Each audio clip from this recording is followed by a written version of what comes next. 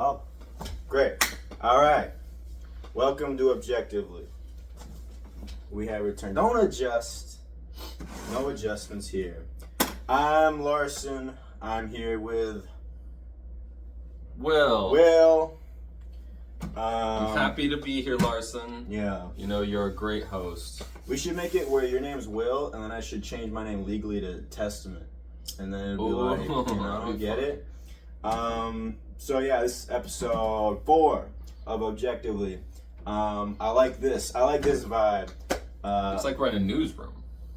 Welcome. Today's top story is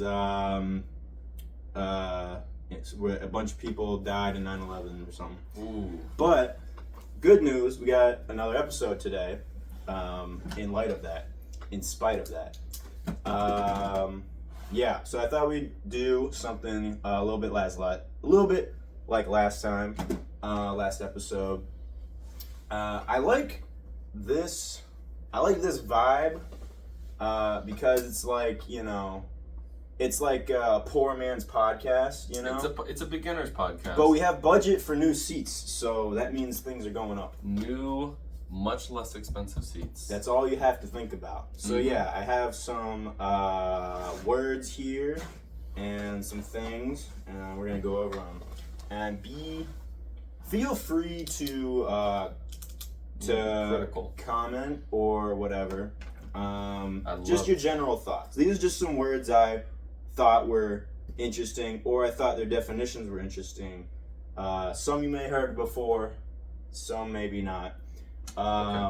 Yeah. First, I want to say the word, and then I want to hear what you think the definition is. Oh, okay. And then I'm going to tell you the definition, and then Okay. we'll see where the conversation goes from there. Vocabulary podcast. Yeah. This is education. Show this to your children. Objective vocabulary. At the youngest age. Mm-hmm. All right. First word is obfuscate. What do you think obfuscate means? I believe I've heard this word before. Mm-hmm. Obfuscate means to intentionally confuse people about a certain type of topic. If you're trying to describe something and you are making the topic more confusing, then it could be you're obfuscating the topic. That is correct. Does that sound The right? definition is to render obscure, unclear, or unintelligible. Kind of like a debate tactic or something like that, Try and muddy the water and all the information that's been thrown around. Try and, to try and confuse and distract you from the fact that you're not winning. From that definition, it doesn't actually have to be intentional, right? Ooh, that's a good point. So I like that. So it could just be accidentally, like, not understanding how to teach somebody something, and just ignorance. Just trying to teach, but not having very much success doing so. That's true. It's the thought that counts, really. Yeah. But yes, it definitely happens in certain debates or political realms where they honestly probably know they're wrong, so instead of trying to admit they're wrong, they will try to obfuscate the topic to try to prevent their wrongness from coming out. So. I think you're right in your assessment of it doesn't have to be intentional, because this could be seen also as just filibustering instead. Because you're saying if it's intentional, it's probably closer to filibustering, trying to make the conversation go on for longer on tangents that aren't necessarily. Filibustering is intentionally lengthening the explanation or the speech you're making, right, on purpose to just take up space. I feel like as long as you can. You can obfuscate while filibustering, but you cannot. You could filibuster. Obfuscating. That's true. Sure. Yeah. You just. I'm gonna now say the entire plot of Marvel's Rivals, or whatever, Marvel movie or something. Lord of the Rings. Yeah, Lord of the Rings, and that would be filibustering. Yeah. It doesn't have to be confusing. It's just long. That's all you're doing when you. I don't mind filibustering as long as it's like entertaining at least. Yeah. Like if you're gonna waste my time, at least at least have fun while doing it. I mean, That's what I was it could be fun. That's what podcasts are. If they made it more fun, I would side with so many horrible people. I'd be down more with often. filibustering isn't just horrible. You know where that came from in the political realm, filibustering? It's a Like political... the name? No, like the concept of filibuster, Like why they do it. Like in Congress so that black people can't vote? Or something like that? It's not just about being a bad person. Filibustering means you want to stop a vote from being held. That vote could have been for a bad thing. Uh-huh. Bernie Sanders did filibustering for a lot of different things that he thought should not be passed. So he would filibuster for a really long time. Well, like I said, I love filibustering, so... It could be good. It's just a tool to use to prevent a vote from being passed. So would you say to obfuscate is a tool in conversation? Could be definitely a cool tool. That's like intentionally malicious though, because you're trying to confuse people. But like you mentioned before, it can be unintentional also. Well, then it's not a tool if you're unintentionally doing it. Then you're just accidentally doing something. But if you're intentionally using you could be a tool. It could be in the literal sense. You could be a tool, but you're not using a tool. Yeah, true. But if you purposely are obfuscating anything, then you're not probably a great person. And but filibustering, you could be good. You could filibuster for good. I don't think you can obfuscate for good. I think that's... Let's try and think of a way... Because you're being dishonest. If you're purposefully obfuscating. In what context would...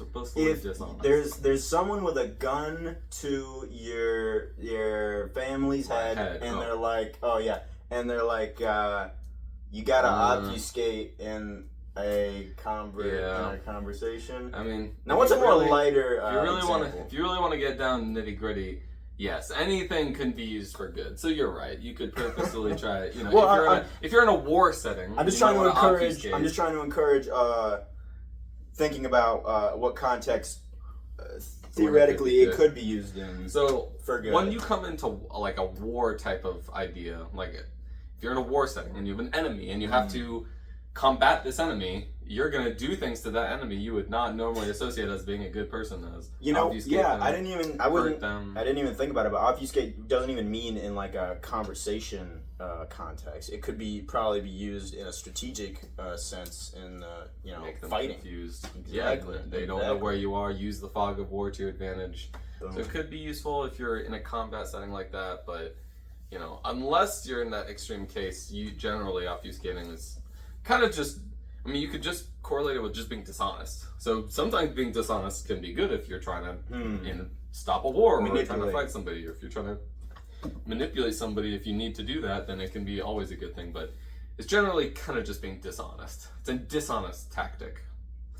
And everyone loves a dishonest fella. I would be dishonest if I was in a war and trying to survive for my life, for my family. Absolutely. If I had to. Okay. Any closing thoughts? Gosh, don't obfuscate unless you have to, people. Very well said. Very well put. All right. We'll move on. Yeah, that was a good one. I like that word. Yeah. The next word is etymological. What do you think etymological means? Etymology is the study of words and language, right? So etymological is, I'm thinking, if you're looking at something from an etymological standpoint, you're looking at the definitions of the words that are being discussed.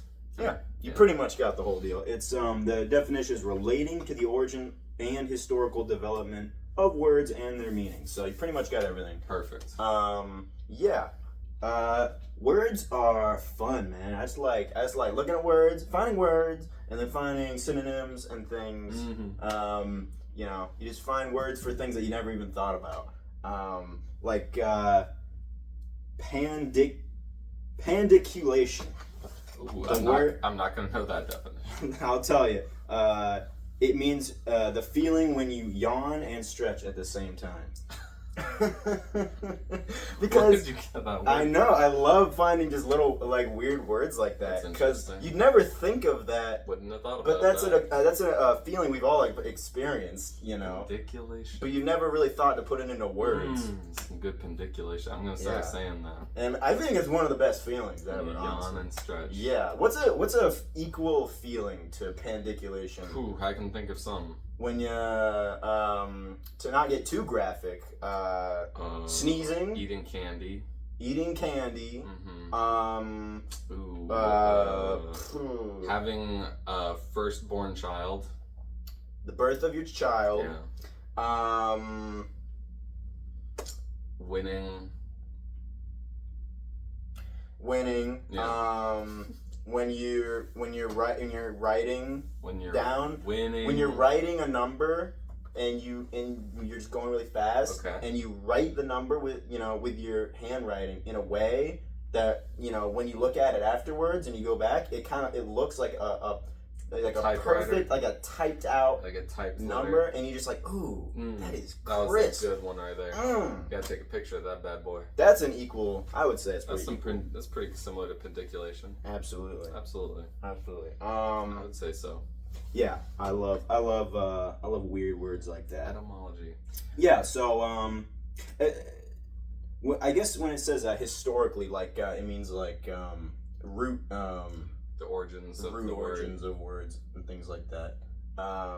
Yeah, and English, as we all know, is rooted in Greek and Latin, right? Okay. Isn't it? I don't know. Yeah, you're the expert here. Probably. Yeah, that's a good word. Not a lot to go over about it, but I think it's a fun word. Well, I was having a conversation with my friend the other day, and we were talking about the word cult. And we were talking about it for a while, and we were talking about what is or isn't a cult, and I started to realize, like, sometimes words are not good because they are limited and they can be unclear, and people can dedicate so much time and effort to arguing about what is or isn't classified as a certain word, like the word cult, when it really doesn't matter. Like, it doesn't matter if the thing is a cult or not. Or it matters until it matters. When you are discussing a cult with someone, and you need to be very clear that you both understand what you're talking about. Like if someone is very religious and they don't identify any maybe their religion for biased reasons with cult, or never even considered that. That's when it starts becoming important. These distinctions. Well, I mean, you say that, but why does it matter so much? Like, it depends on your interests in the conversation. Words are useful when they're clearly defined and clearly that is the thing. Like Jonestown, it was a cult, or what is another cult? NXIVM. Sure. What was it? Well, the spaceship. Heaven's Gate. Yeah, that was like the most culty cult of all time. That was the best one. Right. Because they got aliens, they got suicide, they got a whole thing. No sex. They didn't have any psychedelics. That was the worst part. No sex. Yeah, that was like a rule? Rule. Oh. They castrated themselves. Jeez, dude. They were the most anti-sex cult I've ever heard. You know what would be awesome is if you join that cult in like the height of when they were popular, and they're like, yeah, we all gotta get castrated. This is what we do. Come on, hurry up. You're gonna miss the castration. You're gonna be the only one in this cult without castrated balls. Yeah. Get over here and do it. And then you do it and you get castrated and it's horrible and you're like, and then you come back out and they're just pointing at you and you're like, you fell for it.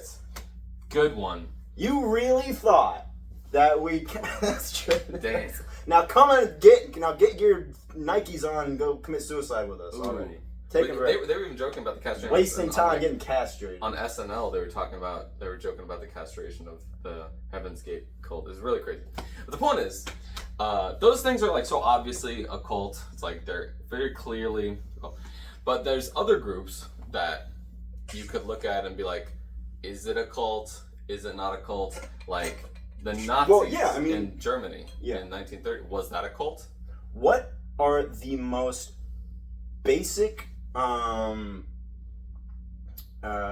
attributes of a cult. Attributes to be qualified as a cult? That's my point, right? That's my point. But these words, every word, I really think that's true for every word in all of language.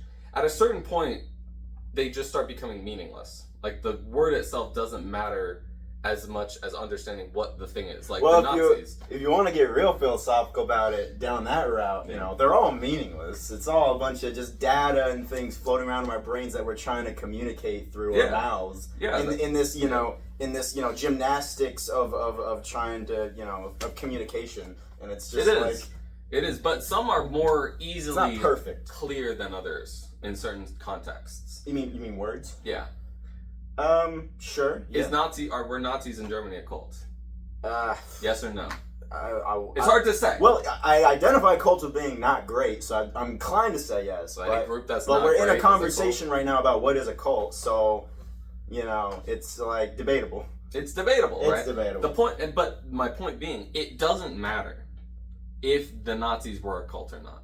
We know what they were, and we should, as long as you understand what they were, it doesn't matter if you want to use the word cult to describe them or not. Because that word, at a certain point, has limiting use. Like, it doesn't matter. It just puts you in a box that you don't necessarily want that thing to fit in. Yeah, well, yeah. You know what I mean? You don't want to fit it. You don't want to label it. You don't want to fit it into a box. Well, it's just not useful to label it as that, because that has certain contexts that you wouldn't necessarily put on the Nazis, and the Nazis do stuff that you wouldn't necessarily say cults do. So it's like, is it? But there are similarities. There's so many, but it's just kind of it's like that. At that point, that word is not meaningful. Have you seen the movie Silence? It's got Andrew Garfield and it's directed by Martin Scorsese. It came out maybe like 2015, something like that. It's about these missionaries that go to Japan. I heard about that. Try and spread the word of God, like missionaries do all the time. And there's one scene in the movie, spoilers, where they're like, the missionary that's been there for years, he's talking to the younger missionary who just got there, is Andrew Garfield, and he's like, and they're like, he's like, I've been hanging out with these, Japanese people. You say you converted them, but now that I've learned their language, it doesn't sound like they understand what they believe in. And his answer was, "Oh, I know." And he's like, "Well, what do you mean? We're here to spread the word of God. What are you doing? You're acting like everything's normal." And he's like, "These people and their culture, it's just not gonna stick. Our religion, The only way I could get them to understand the moral implications of our religion was to use a word that they were familiar with in their language to describe God that didn't necessarily mean the same thing." So I forgot what the Japanese word was, but he used the word for sun. Because he said the Son of God, and what that meant was the rising sun. In the what's the distance, the horizon. Okay. Yeah, as being some kind of entity, to worship or something like that. That's very interesting. And he mixed it in with their already understood culture of pride and being like Japanese culture has like different like religions for like respect and things like that. Okay. To basically like get as close as possible to believing in whatever religion. They could communicate the best. Sure. Ways. Yeah. And that satisfied him. So that was interesting to me to think about. That is weird because you just have the tools you have, and the words in the languages are the tools you have. Because it's not useful to try and waste time making sure that they understand completely the translation of what he's talking about. What he thought was important was understanding the basic principles of the religion, and maybe if there's free time later, we'll go back and go over some things. Man, are they gonna go to heaven if they don't really? Wait a minute! This whole time I was worshiping the sun when I could have gone to heaven. That would be. You ruined me. That would be confusing. That's funny. Yeah. That's cool. Yeah. Language is interesting. Words are definitely tools, and I agree that I definitely think that before there was ever language, there was thoughts, and thoughts are infinitely more complex than just the single words to try and communicate. I find myself all the time. My whole life, like having thoughts and trying to communicate them, but not being able to find the right words in the moment, or just being in a time in my life where I hadn't learned as many words, and I just, I was trying to communicate this very specific idea, but I didn't have the words, so it came across as something different. But now, presently in my life, I can look back and think, wow, all I had to say was this, and this, and that would have explained it perfectly. But I just didn't. I just wrong place, wrong time. And just didn't have the tools available yet. Didn't have the tools available. Yeah, which I think is why it's very important to become very familiar with your own language, and then eventually maybe other languages, so that you can, as accurately as you can possibly communicate your thoughts to other people. Sounds like you could be an English teacher. Maybe. Yeah. I mean, I'm not even great at English. I just like getting better and better. vocabulary. Could be a vocabulary teacher. Ooh, is that a thing? Is that just solely vocabulary? You can make it a thing. Okay, I can teach immigrants English. All the vocabulary. Those are classes. And I read this book called Homo Deus by Yuval Harari, same person who wrote *Sapiens*. And I don't know if I talked about this last time, but he has this really interesting insight about language, because he's all into the linguistics and how language developed and all stuff. And he made this really interesting point about how thoughts were, for the longest time, the brain was the only place you could store memory, and it was used. That's how all animals exist. That's their storage of memory, and they don't have language. None of these animals have language, so the memory in their brain is the information they have access to, and they don't really have access to anyone else's information. Once we invented language, we were then able to transfer data in between each other at a rate that generations. No animal could do. No animal can transfer data in between each other until they had language. And then once they had the written language, now they can actually transcend generations. Because before they had the written language on tablets, they couldn't actually translate between generations other than through stories that they try to remember. What do you mean they couldn't read the tablets? Before they had the written language, they couldn't pass before down. They had tablets. Right, before they had tablets. Before they had anything they could write with. They could never transcend other than through vocal stories, and they have to remember, and how reliable is a human's memory. Once they had the writing down, now you can actually build on top of each other's intelligence. Generation after generation after generation is going to get smarter and smarter and smarter, because you can actually, the amount of information we have, we give the next generation to build off of, and then they can give more, and they can give more. And then we, of course, had the digital age, where now we can store all of those pieces of data in this big of a microchip that makes that data storage and that data transfer exponentially more effective. And that's why we're entering this era of an exponential curve that we're going to be skyrocketing with our progress of technology advancement. It's exciting and nerve-wracking at the same time. Little scary. We're definitely entering uncharted waters. Yeah. But can't wait. It's all a basic principle of data storage and data processing. Right. At its most fundamental level. The more data we can store, the more data we can transfer to the future. But before we had any storage, we'd just be like animals. If there's a message you want to say to the future generations out there, Man. Millions of people who are obviously watching this video. Yeah. Because why wouldn't you? All those comments. They're coming. They're coming. Last video didn't have any comments because I know y'all are a bunch of shy people. You guys, it'll come. It's okay to be shy. It's okay to be shy. Just write one comment. Exactly. Just write one comment. You know what? Actually, if you guys, don't comment on that video if you love it. And that's the only so that way we know that we don't need to change our content. That's right. Or our process in any way. Just say anything. So let us know. You don't have to say anything. We get the message. We'll get the message. We get it. We're great. Yeah. It's objectively speaking. Any closing thoughts on what was it? Etymological. Etymological. Yeah. I love it. It's very important for future generations. But at one point, we're eventually going to have brain chips that are going to make language obsolete, because we're just going to be able to transfer thoughts in between each other. I can't wait for that. I hope I'm alive for that, dude, because that would be my ball court, or whatever. What is it called? My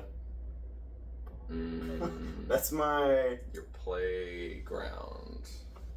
That'll be my sandbox right there. That's your sandbox. Like, yeah, I'm no longer having to be restricted by, physical... Words. Exactly. By your mouth. Well, imagine being able to communicate a complex idea just like that.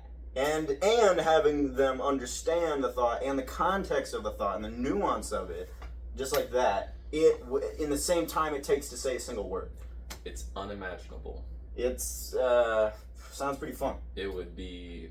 It's going to do what the written language did to the primitive people before they had the written because language. I love talking. I love talking about life and stuff, and just taking ideas deeper and deeper, and just expanding on conversations until they. The furthest, implications. So, but that's a long process. Yeah. It takes a long time. I feel like sometimes I'll meet new people and we'll start talking. We'll get to know each other. I'm like, okay, we're starting to be familiar with ideas, and we starting to understand each other, and relate on subjects or topics. I can see this is going in a sort of philosophical kind of linear direction in the conversation. That's good. But, it took an hour to get to that point. So I'm just like, and I can't just, jump out and walk up right next to them. It's like, What's your thoughts about the you universe? Afraid to die? Or what happens? You think about death a lot? Well, you ever think about how you could die right now? Like, all your children, everyone you love. You ever think about that? I wish. God, yeah, well, have a good one. That would be, I gotta ease into it. So I think if we get to that point of being able to transfer thoughts as effectively and as efficiently as you're describing, the impact of that technology would be similar improvement. It would affect our society as much as the written language affected our society. Like, if you think about how big of an impact creating the written language had on society, that would do the same thing. Because the way we look at language and words now, as we've been describing, like tools, they will be relics as soon as that comes around. That's what I'm saying. Like, all those things are going to be in museums. It'll be a hobby to learn the language. Yeah. That's well, at that point, I mean, gosh, let's bring this even further, right? So we have the internet where all of the ideas are in one place. What if we had the internet but for our thoughts? So everyone's thoughts could be unified into one location where they're all intermixing with each other. Imagine instead of having a brain fart, you have like a 2-minute ad like running in your brain. I'm trying to remember something. You're like, before that, here's Sunny D commercial. That would be cool. Yeah. That'd be nice. That'd be exciting. Yeah. But if everyone's thought, if it wasn't just a one-to-one, if it was like you could communicate to everyone something, and everyone can communicate something to you all at the same time, simultaneously, it'd be like would you need the unifying of consciousness. Is what I hope that this theoretical future that I hope that it's a consensual thing. That you can't just walk up and someone, boop. Do you ever watch? Read your thoughts. Do you ever watch that show, Black Mirror? No.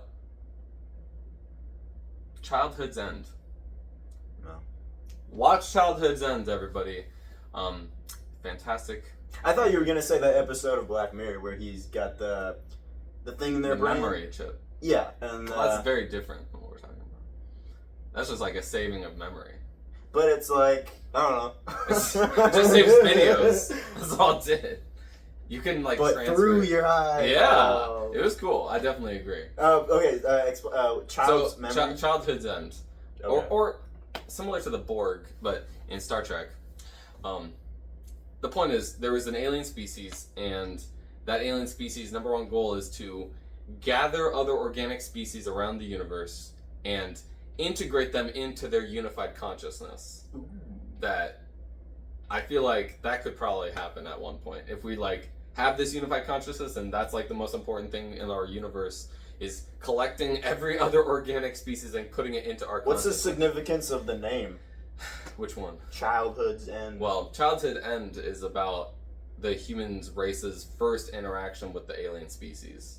And once they start interacting, it's basically before we before we started talking to aliens, we were children. And after you started talking to them, we are like everything that we once thought about the universe. Like changes. we're learning to walk all over again. Yeah, we're completely, every aspect of existence is changing because these guys are unbelievably more intelligent than we are. Yeah. So it reminds me of aspects of 200001 Space Odyssey, where like there are things that they're like humanity is trying to adapt to while becoming more familiar with space travel. Yeah. Like the scene where he just walks up to the bathroom and there's like a whole laundry list of things to do to use the bathroom, and he's just standing there just reading it. He's like, okay, just like memorizing the rules. I was on 2001. Yeah, the I gotta rewatch it. Yeah, and like we're learning how to use the getting potty trained again.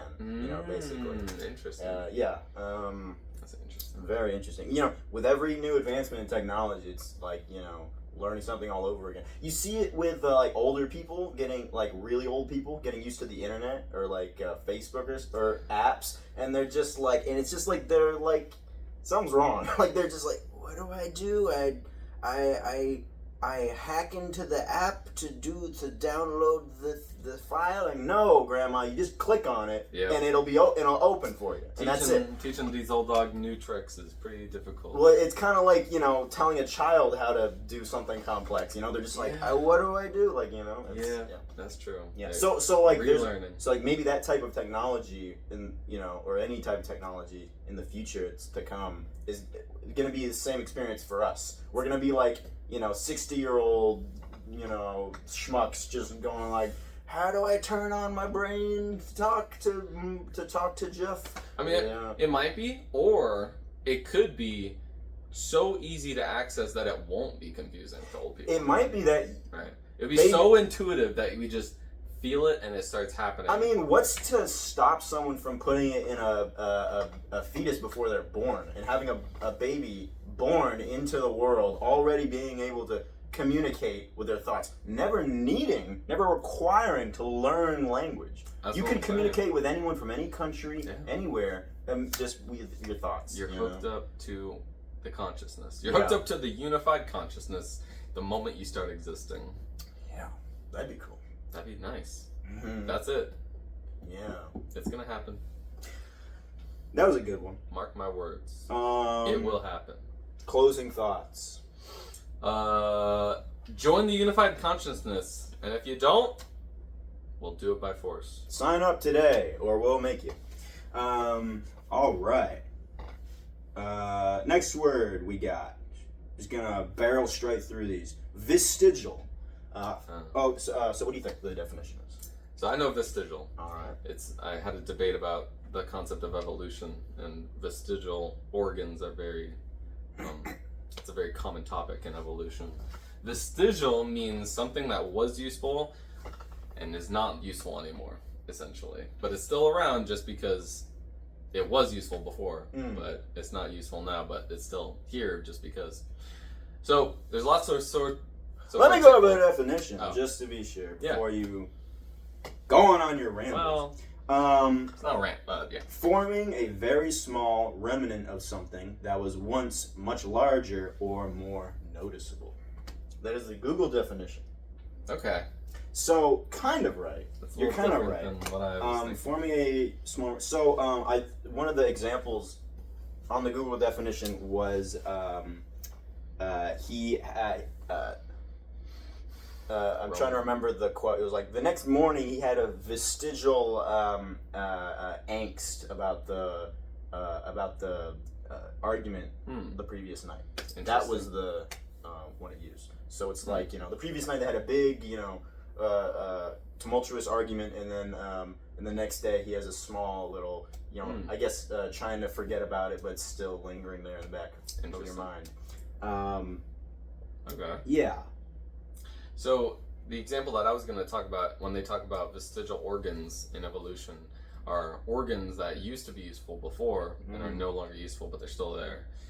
For example, I think, what is it that we get removed all of the time? The appendix? Yeah. The appendix is a vestigial organ. Wisdom tooth are vestigial teeth. I think that applies still because it's an organ that I think was a lot more useful. Well, that's what I'm saying. They were useful. So it was a small remnant of something that is now... It used to exist because it was useful to us, but now it's just not useful to us anymore. But it's still there just because you can't stop it from existing in your body. If you're ever stuck in the wild without food, you get it's like a little snack. Take that little pancreas. You know. In the pancreas one too. Or were they? No, you need your pancreas. What did I say?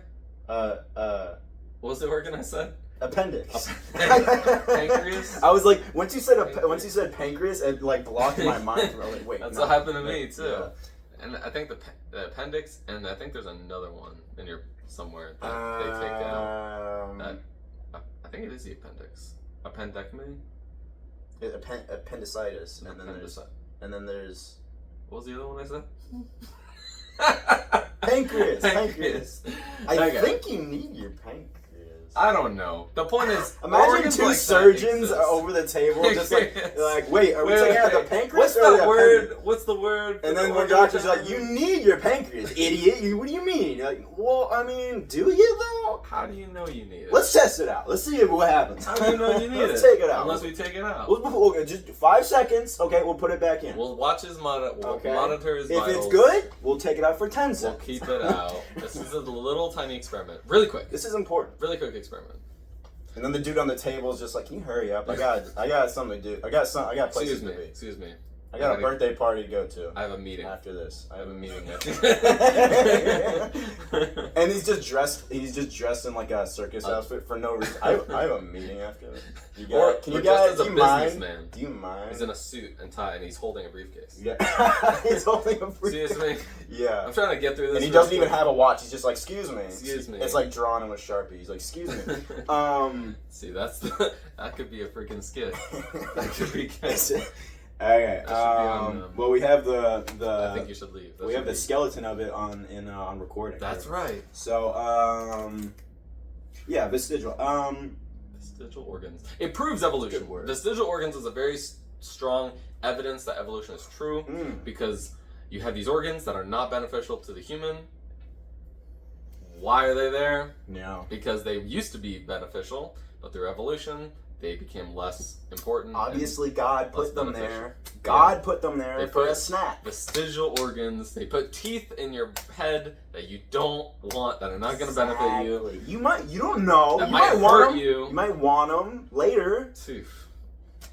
Okay. Evolution's real. What he said. All right. Next word. I feel like if the descriptions video, I could just put timestamps for each word. Ooh, that'd be good. That'd be smart. So that's why I'm saying the word out loud when I go out. Just like so, when I rewatch the video, I can mark the time. We've said anyway, because extemporize. What do you think that means? Don't read it. Don't read it. Extemporize. Maybe something related to extending something, make something longer. Okay, good guess. Is that right? Extemporize means to compose, perform, or produce something such as music or a speech without preparation. So it's kind of like it almost is like improvise. It's almost like that. What's different? Well, that's what we're here to discuss. That sounds like to compose or perform something without preparation. That sounds like what improvise means. Pretty much. Ask ChatGPT, what's the difference between extemporize and improvise? Let me see here. Let me hold your. We all know we're all very excited. Hold your excitement for a moment. We have to wait for technology to. What is the difference between improvising and extemporize? It says, improvising and extemporizing are very similar concepts with subtle differences. Improvising typically refers to creating or performing something spontaneously without preparation, often in artistic context. Wow. Pretty much exactly. It emphasizes creativity and adaptability in the moment. Extemporizing specifically refers to speaking or performing without preparation, often in most formal contexts like speeches or presentations. It has roots in oratory, and public speaking traditions. Okay. So extemporizing is improvising, but more professional. So you can. That's what it sounds so it's like a form of improvising. Yeah. Okay. Yeah. It sounds like improvise is more broad. Extemporize is specifically for Well, I don't know. I don't know if it's more broad, but I think the context is improvising is more relaxed and for fun creativity. Extemporizing is more for a professional setting. You're trying to do something that's more effective in a academic professional setting. I find when I talk, or when I talk, or I feel like I'm more. It's easier to improvise sometimes for me. If I fully understand a concept, improvising, explaining it to someone is easier for me. Getting someone to understand a concept. If I just improvise, okay, I understand the fundamentals of it. Let me just go off and this is what it means, and here you go. You have any questions, stuff like that. Where if I were to memorize like a speech or something, I would constantly choke up and forget things. Even things that are. What if you wrote it down? If I'm reading off of it, then I don't have to I don't have to memorize anything. You can't improvise if you're reading off something. Right, we're comparing extemporizing versus preparing and maybe writing it down, so you don't have to improvise. Yeah, if I write it down and I'm reading it, then that would be more effective at communicating your point. Well, not always, because sometimes people, depending on the person, they need a very specific way that you approach them about ideas for them to fully absorb the information at a pace that's comfortable for them to understand it. Why can't you do that but write it down first? Because if you already have something written down, you're not thinking of the person that you're talking to. No, you think of the person before you write it down. Well, what context would you do that? If you're gonna try to communicate with somebody about something, say you're gonna go to your boss and ask for a raise. I might write down like a notes or like a single word, but then I'm not. I'm expanding, improvising in the moment, expanding on the word. I'm not. I'm not gonna read off like a whole speech or something or a whole definition. Well, I guess what I'm saying is, it depends on the context of improvising or extemporizing. The only reason you should do it is because you have to. If you could prepare for whatever it is, it's always better to prepare. But if you can't, then you will obviously need to exercise some extemporizing or improvising. The context of the conversation is important, whether I improvise or prepare. They're both important under different contexts. But I think personally, it's easier for me personally to improvise sometimes. If I'm just gonna explain something, quick, I'm just like, okay, here it is. But that's only because you cannot prepare in that moment. Sure, yeah. Sometimes people will give me cues, physical cues that I can tell. Okay, you're not understanding this while I'm going off on a tangent. Okay, let me stop. I can tell you're not understanding this. Let me go back. This is the most complicated part of what I'm trying to explain. Right. Do you understand completely what I'm trying to say? And they'd be like, I don't know about that. Okay, well, what's the most confusing part of it? And then I would just go through the motions in the process. Yeah. With them. That's true. To talk through it. Right. Where if I were to just read out the definition of something real quick and be like, all right, you understand? There would be too much for them that, not everyone's brain works that fast. It would be too much information all at once to fully absorb and understand. What if it was a speech? If it was a speech, well, would you want to improvise a speech? It depends on. Or would you want to just extemporize the speech? I think during speeches, there have been many times where it's been easier for me to just talk freely and extemporize rather than just reading off a piece of paper. I remember in school when I would, do speeches in front of the class, it would be I would have the basic thing I'm going to say, and I would just glance over it really quick, and then I just wouldn't even look down for the whole time I'm talking. Because, all right, let me just refresh. All right, so basically, and then I would explain it in a very... natural way. Free form one. What's the right word? In a very organic way. Sure. Yeah. Just trying not to overcomplicate anything. Being like, here's the very basics of what this means, so that anyone could take something away from it or understand it, something about it, without just reading out the definition and only having like a few people really fully understand what I'm talking about. Does that make sense? So for me, I've found I like to prepare for speeches and things like that. And when I say prepare, I mean get my cadence down to a T. I like to know exactly what I'm going to say and how I'm going to say it in every part of the speech. I do not, because if I don't do that, then I'm going to trip up. So that's for speeches. Do you feel the exact same way for debates? Well, first off, you have a speech before your debate. So I do that for that speech. But for your debate, do you also do that? You can't do that for a debate. You can't do that for a conversation. You can't prepare for a conversation. You can predict topics that'll come up. You should do that for debates. Yes. And people's stances on those topics and be prepared to rebuttal. Yeah, you definitely should do that for debate. That is the exact example of what I'd rather extemporize. Where it's a rebuttal in the moment. If I understand what I'm talking about completely, I can't read off a piece of paper. My brain just doesn't work. I'm not saying read off a piece of paper. You were saying prepare or extemporize. Prepare doesn't mean you write every word you're saying down on a piece of paper. Preparing doesn't mean you're going to write everything down. Preparing means you know what the points are. You could just know what their general points are. You know what the rebuttal points are in here. You don't have to write every single part of it down. So that's a good.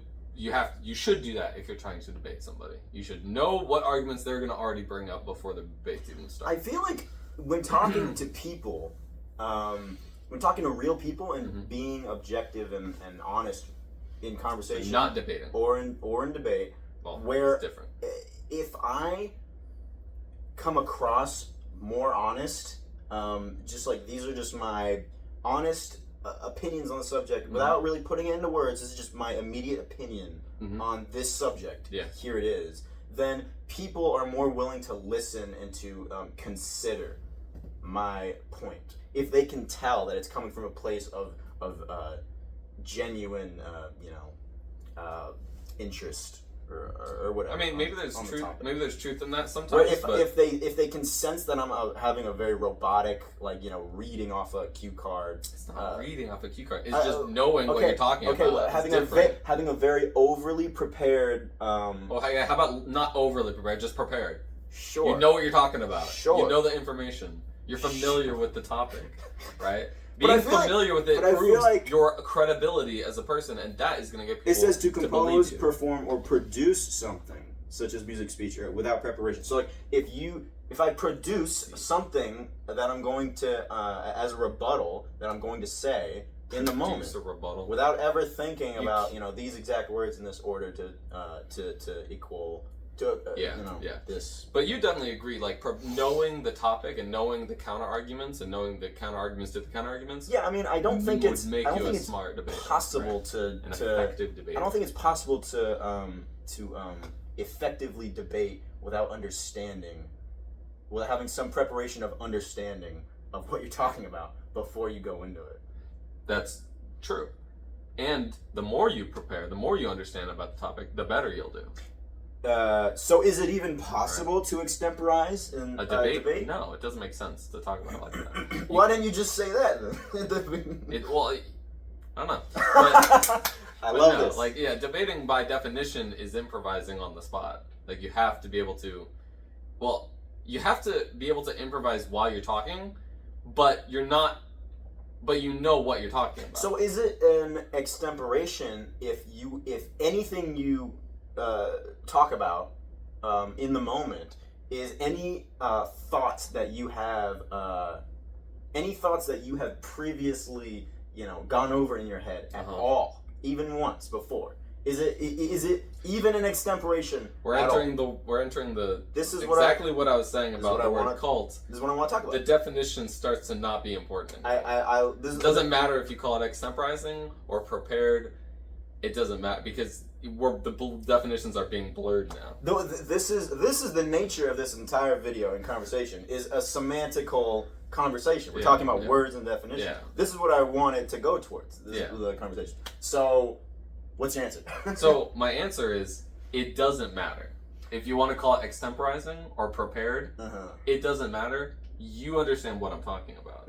Like you have to kind of improvise the way you talk, but you also have to be prepared in understanding the talking points, right? There's two aspects. It's not pure improvisation. It's not pure memorizing every single word you're about to say. It's somewhere in between. You know what I mean? Can you extemporize without fully understanding what you're talking about? See, that's my point. Can you do it unintentionally? No, maybe that's the wrong question. I don't know what you're talking about. Well, extemporize. I mean, it does. Honestly, the word sounds less about talking, more about producing some content. So, if you just take a marker and go extemporize, or Jackson Pollock, improvise, extemporize. Well, extemporize was the more formal version. Improvise. You mean you improvise? They're almost the same. So they sound the same. I improvise something, and I produce something that I improvised on the spot.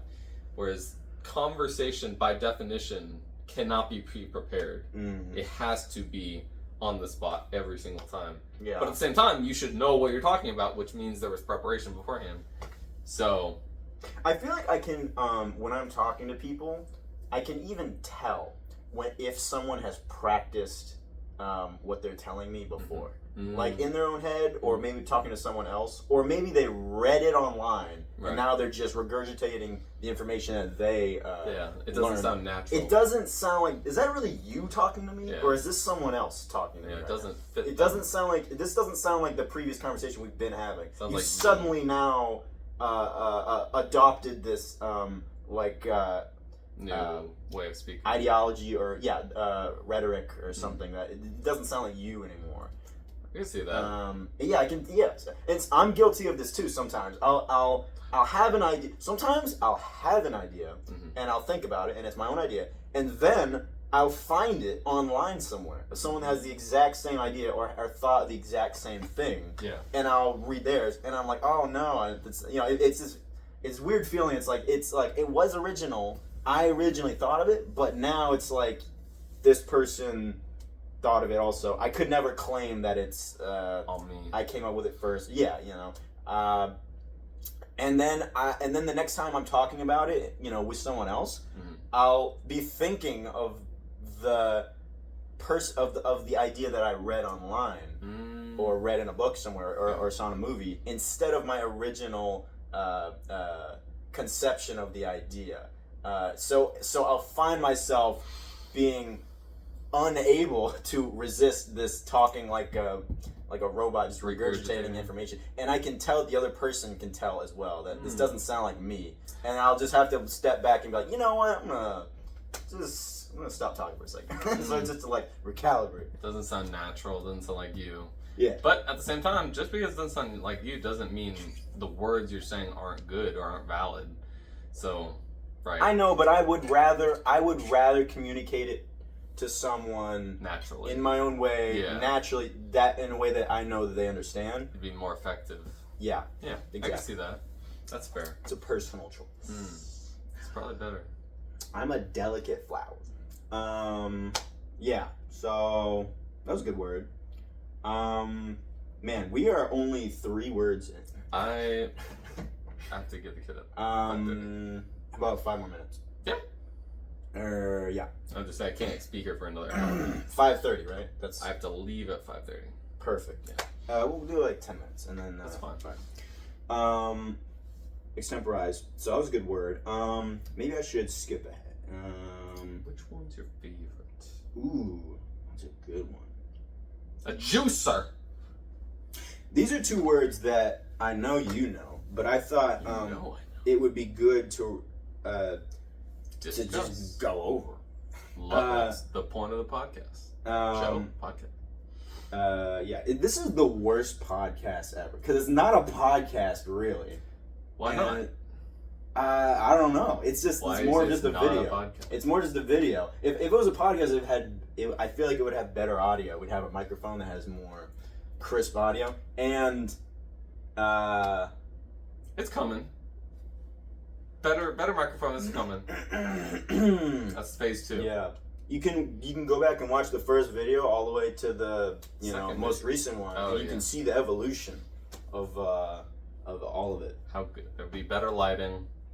We look pretty hard to see. Yeah. Yeah. It'll come. This is a green screen. Yeah. That's the only thing we spent money on. All right. So correlation. A mutual. I know you know the difference. I see you say that, but I don't know how it actually define the word, but I know what it means. Okay, well, give it a go. Give it a go.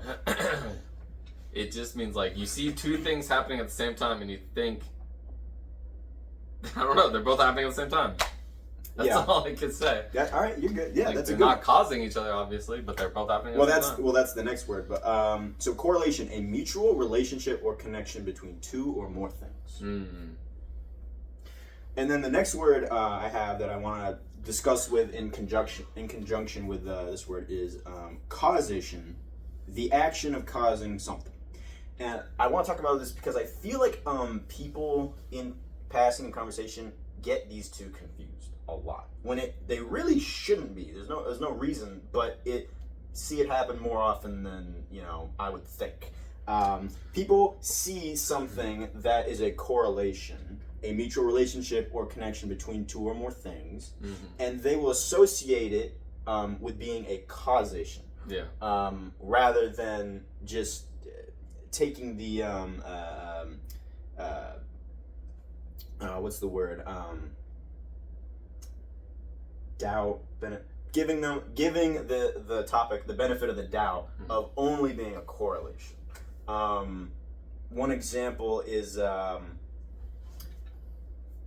what was it now? I'm gonna forget. It was something I saw recently online. I don't know. Do you have anything to say while I'm having a brain fart? So there's one example, famous example of like cities that have more firehouses also have more fires. Mm-hmm. So you could say firehouses cause fires. Right, yeah, exactly. Because there's more firehouses than cities that have more fires. But if you actually understand what fires are and what firehouses do, you would know that's not true. But if you knew less about them, then you could see those two things having a positive relationship with each other. They're both, if there's more firehouses, then there's more fires. So it's like, we should have less firehouses to cause less fires. The World War II example with the planes coming back with all the gunshots in them, where they were like, okay, well, there's a correlation between where the gunshots are on the plane with, something or whatever. And then that guy walked in, he was like, no, the answer is these are the only planes that came back. So obviously, none of these planes had their fuel tanks shot out. We should stop reinforcing the areas that were shot on the surviving planes. Exactly. We should start reinforcing the areas that were not shot on the surviving planes. Where before he stepped in, they were thinking we need to reinforce everywhere there are gunshots. Wherever there are gunshots, those should be reinforced. Yeah, because that's just intuitively. It's breaking here, where your brain so you would should reinforce it here. But clearly, that was proving those parts of the plane to be not important to the safety of the pilot. Yeah, and I just feel like people rarely consider that. It can be very easy to just make an assumption about something being a causation, when really you just need to look at it objectively and breathe and take a few minutes to think, give it a second thought, and realize it's correlation. You make it sound so simple, but in reality it's more complicated than anything in the world is to understand whether something is a correlation or causation. Like, for example, like in science, when they're doing medicine and they do double-blind studies on people, and they just give a bunch of people medicine and hope they all get better, and some of them do, they get better 5%, and some of them, the other ones don't. But the whole point of that test is to like, well, is the medicine what caused this, or are they just getting better for some other reason? And at the end of the day, because at the end of the day, you don't know exactly what that medicine is doing to that individual. Because we have limited understanding. In the 80s, when they were doing AIDS studies and trying to find a cure or something to combat AIDS, they would give placebo pills to some AIDS patients, and they would give the real, pill that they were trying to test and experiment on to see if it would cure them. Mm.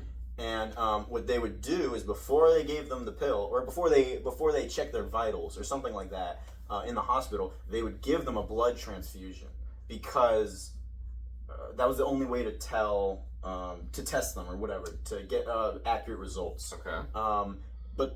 And so everyone that they gave a blood transfusion to felt great, because that's just what happens when you give someone a blood transfusion. They feel energized, and they feel like interesting. I feel better now or something. Yeah. But it's so they thought that the pill was helping. Was the blood transfusion? And then they that's a perfect example. And then they prescribed it out to people, and then it came back that it had horrible side effects and stuff. And, oh gosh.